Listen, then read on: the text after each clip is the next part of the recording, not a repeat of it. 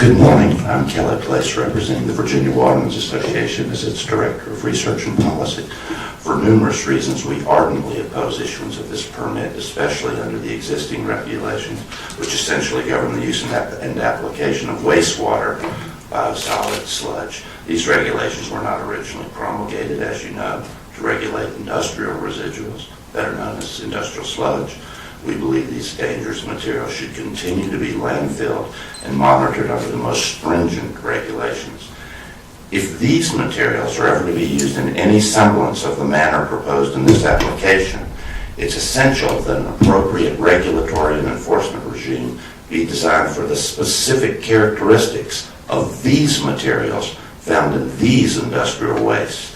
For that and other reasons, the Watermen's Association strongly supports the legislation being introduced by Delegates Peace and Ware to prohibit the land application of these dangerous materials until the appropriate regulatory monitoring and enforcement regime can be implemented.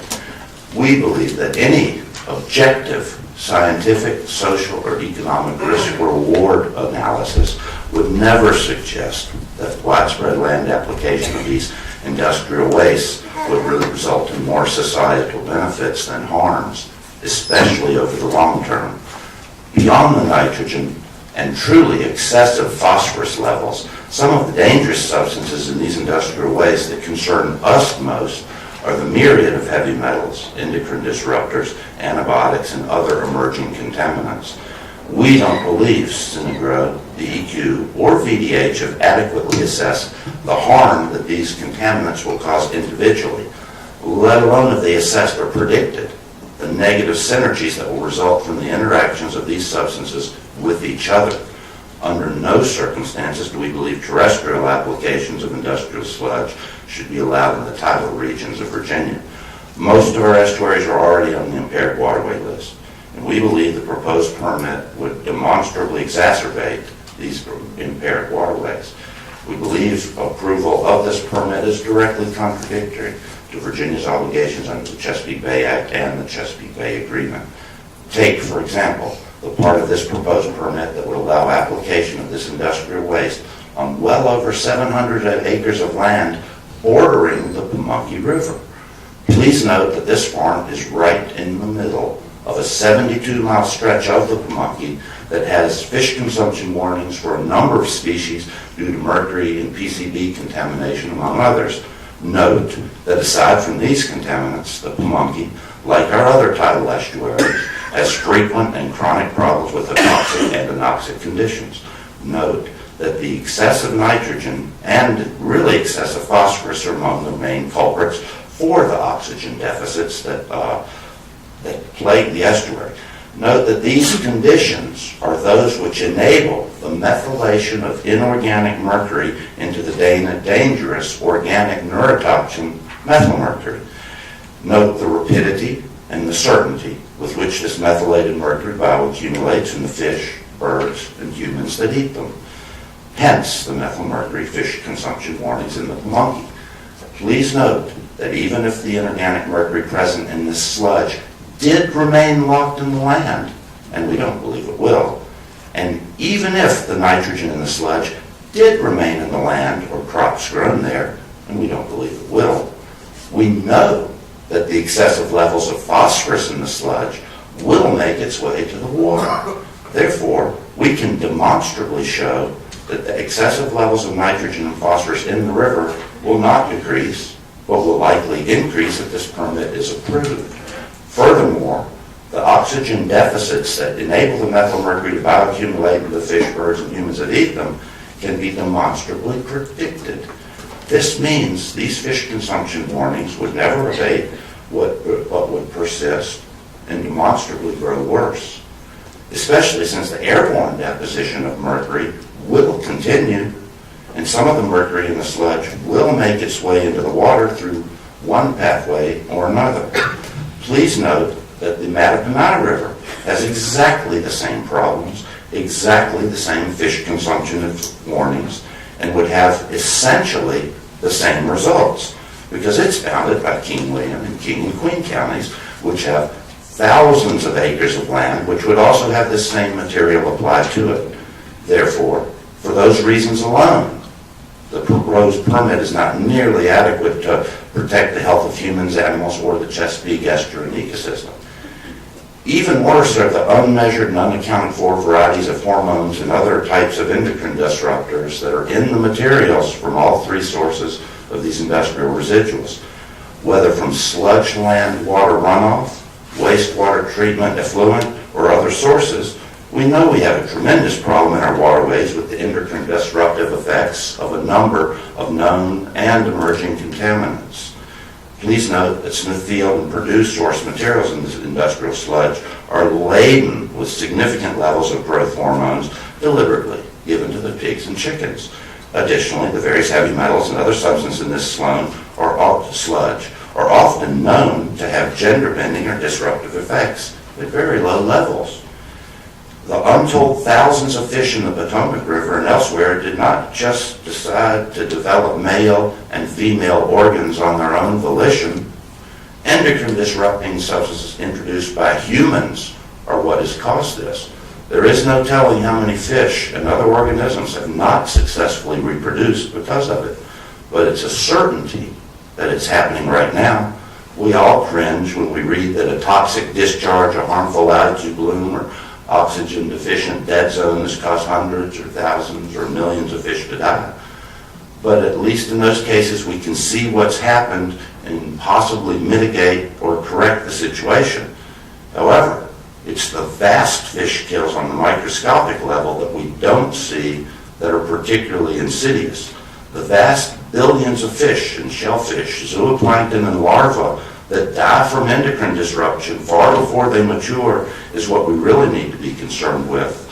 What about the billions of early stage animals that are never even hatched because the endocrine disruption has hindered their parents' reproductive success? The substances in the materials proposed for application in this permit will demonstrably make its way into the water or the plants and animals grown on the land that will be eventually eaten by other animals or humans. These substances, as you've heard, are not adequately regulated by either the permittee or the permittor. They're not monitored, they're not quantified, they're not measured. I don't think they're regulated at all. They don't bind well to the soil on a molecular level, and there are numerous pathways for them to migrate into the environment.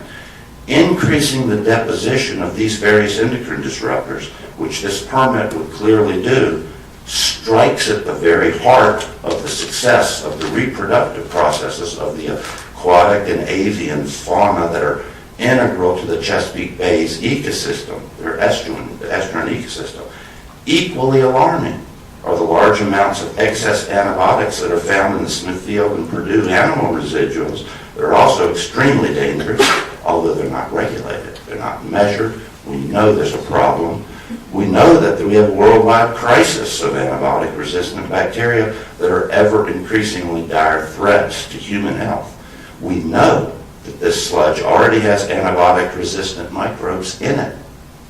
We know that when we release these excess antibiotics into the environment, as this proposed permit does, it inevitably and inexorably causes further proliferation of more antibiotic-resistant bacteria throughout the environment. There's plenty of scientific literature extant that shows all sorts of pathways through which this happens, aside from the obvious stormwater runoff into the waterways.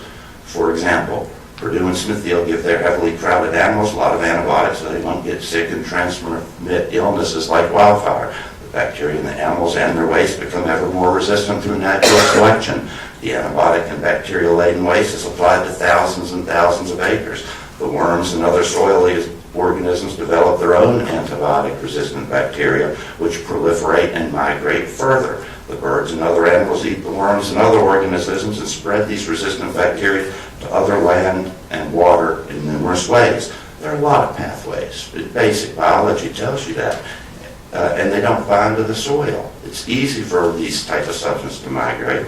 In other words, the multiple pathways through which antibiotic-resistant microbes within the sludge are spread throughout the environment are very numerous, and their impacts, their negative impacts, are immeasurable and dangerous.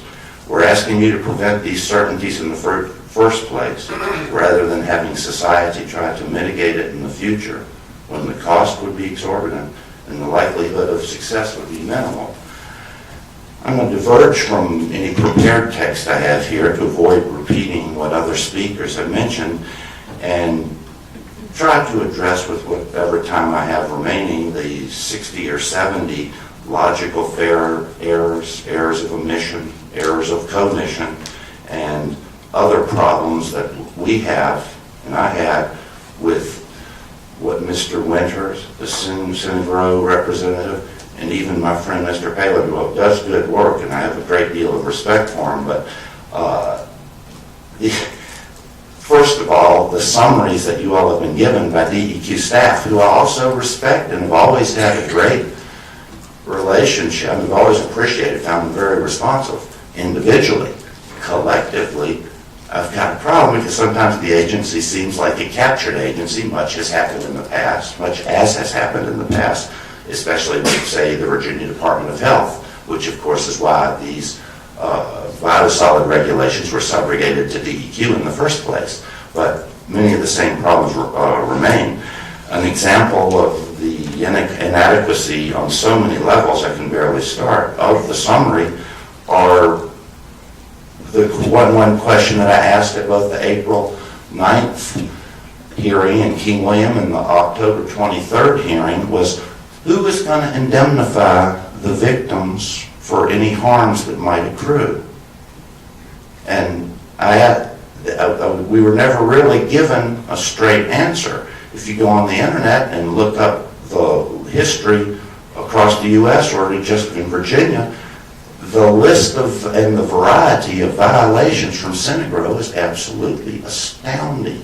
I've never read the regulatory and compliance history of a company that's had so many regulations. Many people consider Detroit's bankruptcy to be largely the result of the bribery and corruption scandal for which Synagro and city council people were convicted for. One thing that the Synagro representative mentioned is that when they find they have a problem, like the 2010 question that one of you asked her, that they come and fix that. Well, in 2005 or 6, I believe, in Surrey County, they were spreading hog waste, and the lady Sandra Wyatt got sick immediately, as did her husband, her animals, and neighbors. It was a real long, drawn-out fight. A judge did not toss out the case as Synagro asked, so they started to settle. But Sandra Wyatt died on the day her settlement check came. Someone last night, and this isn't new information, I think some of her friends that couldn't be here today from Surrey County had already submitted this, but they just sent me last night a letter from her doctor tying the application of the biosolids right next to her house to her illness. And not only did she die, but to wrap it up in a sentence. Yes, sir. Rather than go through all these bullet points, we've got 60 or 70. Suffice it to say that I think that there are a lot of misdirections and omissions that they have mentioned about how great this industrial residual is. It's really much more dangerous in so many ways than regular fertilizer. We're for the farmers. We want to see it disposed of soundly. But I guess I'll close on one question that was brought up, or one point that was brought up, of Synagro's desire to be environmentally sound and be a good neighbor. When you look at the wastewater treatment plant effluent, those are normally public utilities. There is no profit motive, and they'll have violations, but not of the level and the scale at Synagro.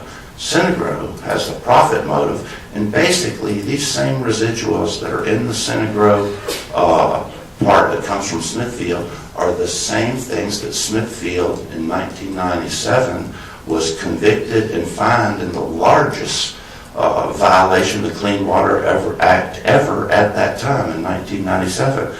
Yes, our wastewater treatment has become more effective, but that just means that what's being treated and taken out of the wastewater is now largely, for the most part, in this sludge.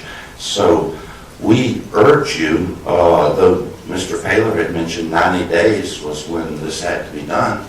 We'd like to know what the rush is to have a permit approved under a regulatory regime that wasn't meant for it. They can reapply in 90 days, but we ask for your protection, not just for the watermen and the seafood industry, but for the ecosystem and all the people with all the issues that you've heard today. Thank you for your time and consideration.